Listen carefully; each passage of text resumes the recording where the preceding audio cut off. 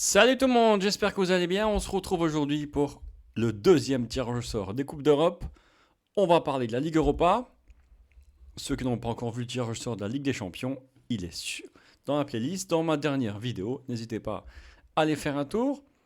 On va pas garder trop de suspense rapidement. On va montrer groupe par groupe et on va un peu analyser. Vu d'ensemble, le groupe A, notamment Arsenal, Eindhoven, Willem Zurich. Groupe B, Kiev, Rennes, Fenerbahçe, Larnaca. Groupe C, Roma, Ludogorets, Betis, AJK, Helsinki. Groupe D, Braga, Malmo, Union Berlin, Saint-Gilloise. Groupe E, Manchester, Real Sociedad, Sheriff Tiraspol, Olympia Nicosie. Groupe F, Lazio, Feyenoord, Midtjylland, Sturm Graz.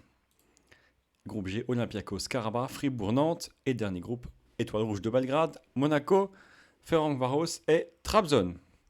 On passe à la liste de chaque groupe en vous rappelant juste que le premier est directement qualifié pour les huitièmes, le deuxième est en barrage contre un troisième de la Ligue des Champions, on va dire en 16e, et le troisième est aussi en 16e, mais d'Europa League Conférence. Il jouera contre un deuxième d'Europa League Conférence. Vous aurez également, d'ici une petite heure, le tirage au sort de la Ligue Europa Conférence, où il y a seulement Nice. On revient au début. Le groupe A avec Arsenal Eindhoven. Assez gros choc. N'hésitez pas également à me parler du groupe de la mort, comme d'habitude.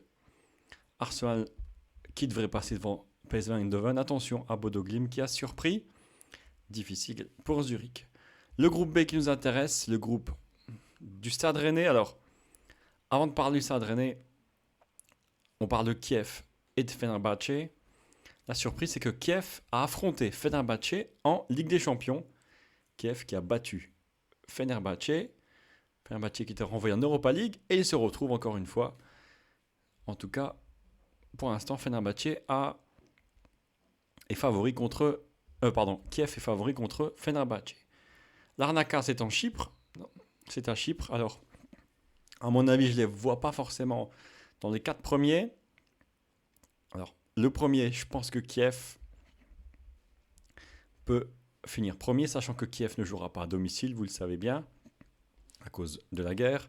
Alors Rennes, Fenerbahçe, alors je ne sais pas qui est meilleur. Fenerbahçe qui a été un grand club, un bon club en Turquie, qui a un peu de mal cette année malgré sa deuxième place l'année dernière. Mais attention, tout est possible avec les retrouvailles de Pérez, l'ancien joueur de l'OM, qui retrouvera la France. Bagarre pour moi entre la deuxième place pour Rennes et Fenerbahçe. Mandanda aussi retrouvera son ancien coéquipier. Groupe C, où la Roma devrait dominer les débats. Mourinho qui voudrait encore gagner une Coupe d'Europe cette année, après gagner l'Europa League Conférence. Le deuxième, c'est Betis qui devrait passer, je pense, devant Ludogorets, mais il faut toujours se méfier de ces clubs qui sont souvent là. Helsinki, pour eux, ça va être difficile. Le groupe D, un peu plus homogène avec Sporting Braga, un habitué. Malmo qui a réussi à s'extirper la Ligue des Champions puis l'Europa League. Union Berlin, un club allemand, et Saint-Gilloise, j'ai un doute maintenant, aidez-moi, vice-champion. Oui, vice-champion de la Belgique, qui avait failli surprendre les Rangers. Alors Braga, favori derrière. Union Berlin, qui a comme réussi à être dans les premières places en Allemagne. Ou Saint-Gilloise, Malmo. Difficile à mon avis. Pour moi, Braga, Union Berlin, voire Saint-Gilloise et Malmo, à mon avis, mais Malmo qui peut compter également sur des joueurs solides. Groupe E, où je pense que c'est la suite logique. Manchester, Real Sociedad, Sheriff Tiraspol et Nicosie. A noter également que Tiraspol avait créé la surprise l'année dernière.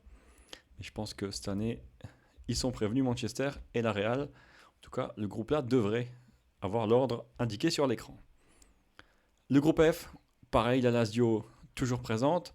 Feyenoord juste derrière. En troisième, Midtjylland ou Sturm Graz. Un avantage peut-être à Midtjylland, même si Sturm Graz peut essayer de chercher cette troisième place. Et on passe aux deux clubs français qui n'ont pas forcément été gâtés. On passe au groupe G, donc Nantes, qui ira jouer en Grèce, qui ira jouer en Azerbaïdjan et un petit déplacement en Allemagne. Olympiakos habitué des Coupes d'Europe. Karabakh, idem. Attention, Olympiakos a un peu galéré pour se qualifier. Et Fribourg aussi, qui n'est pas un habitué, mais qui peut créer la surprise comme tous les clubs allemands. Alors pour moi, pareil, Olympiakos en 1. Alors, Karabakh qui est habitué, alors est-ce que Fribourg va passer devant, je ne sais pas. Mais à mon avis, les clubs allemands peuvent s'imposer. Donc Fribourg 2 et 3, Karabakh. Nantes 4e, pour moi, ne passera pas l'Europa League. Alors, ça peut être possible, mais ça va être difficile. Mais si les Français jouent bien le jeu, tout est possible. Les Français, on en parle dans le groupe H. Tirage plus clément pour moi, pour Monaco. Ferencváros, même si c'était en chapeau 3, est un adversaire bien sûr à la portée de Monaco. Trabzonspor qui n'a pas réussi à battre Copenhague en Ligue des Champions. Trabzonspor qui est le champion de Turquie. Et l'Étoile Rouge de Belgrade. Je pense que Monaco devrait finir premier, à mon avis. Alors, deuxième, alors Ferencváros et Trabzonspor, pour moi, sont proches. Je pense que l'Étoile Rouge de Belgrade va créer la surprise et passer deuxième, à mon avis. Je récapitule. Monaco en club français premier. Nantes quatrième. Et on va refaire un tour en arrière. Pour le groupe B, Rennes, qui va essayer de s'arracher pour être au moins deuxième, voire mieux. C'est mon avis.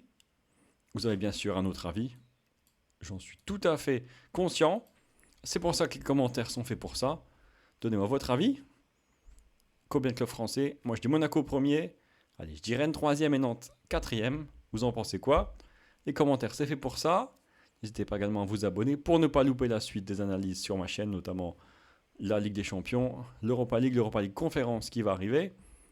Et pour ceux qui aiment Football Manager 2022, les expériences dès ce soir, 19h30. Merci à vous, n'oubliez pas le petit like d'encouragement, ça fait toujours plaisir. Et on se dit à tout à l'heure. Bye bye.